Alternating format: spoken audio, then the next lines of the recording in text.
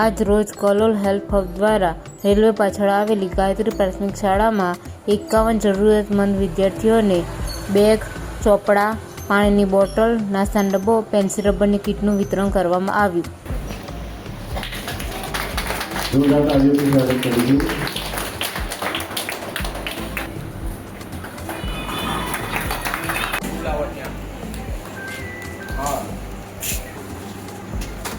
આગળથી વધારે દેશો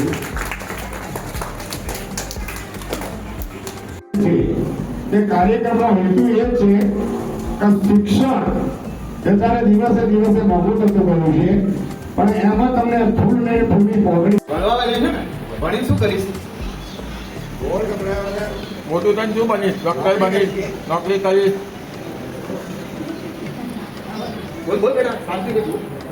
તાર મમ્મી પપ્પા છે આજે? બોલો, તાર મમ્મી કોણ? ઉપસ્થિત વોર્ડ નંબર 4 ના લોકપ્રિય કાઉન્સિલર